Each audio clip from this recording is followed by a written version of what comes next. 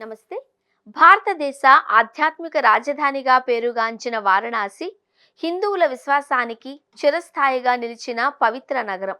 కాశీ అనే పేరు వినగానే భక్తి, భవ్యం, శివనామ స్మరణ మనసును తాకుతాయి. జీవితంలో ఒక్కసారైనా కాశీ దర్శనం చేయాలి అని ప్రతి భక్తుడి కోరిక.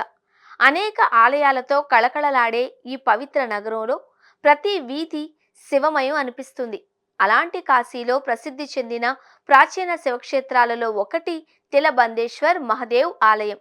స్వయంభూగా వెలిసిన మహాలింగం. తిలబంధేశ్వర్ మహదేవ్ ఆలయంలోని శివలింగం స్వయంభూగా వెలిసింది అని స్థానిక విశ్వాసం.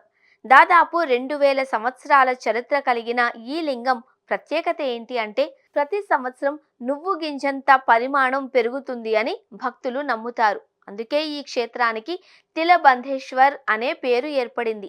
తిల అంటే నువ్వు గింజ. ప్రస్తుతం ఈ మహాలింగం సుమారు 3.5 అడుగుల ఎత్తుతో కనిపిస్తూ ఉండగా, పీఠం వ్యాసం 3 అడుగుల వరకు విస్తరించి ఉంటుంది. గర్భగుడిలోని విస్తారమైన శివలింగం దర్శనం భక్తుల్లో అపారమైన ఆధ్యాత్మిక భావనను కలిగిస్తుంది. ఆలయ చరిత్ర, ప్రాముఖ్యత. ఈ ఆలయం ప్రస్తుత నిర్మాణం 18వ శతాబ్దంలో ఏర్పడినట్లు చెబుతారు. ఇది కాశీ విశ్వనాథ ఆలయానికి సమీప ప్రాంతంలో పాండే హవేలీ పరిసరాలలో వెలసి ఉంది. కాశీయాత్రకు వెళ్లిన భక్తులు ఈ ఆలయాన్ని కూడా దర్శించడం ఒక సాంప్రదాయంగా భావిస్తారు. పురాణాలలో కూడా ఈ క్షేత్ర ప్రస్తావన ఉన్నట్లు చెబుతారు. నడిచే దైవంగా కీర్తించబడిన ఆది శంకరాచార్యులు ఈ ఆలయాన్ని దర్శించి పూజలు నిర్వహించినట్లు కథనాలు ఉన్నాయి. అలాగే శారదామాత ఇక్కడ ధ్యానం చేసినట్లు భక్తుల విశ్వాసం. శాస్త్రవేత్తల అభిప్రాయం.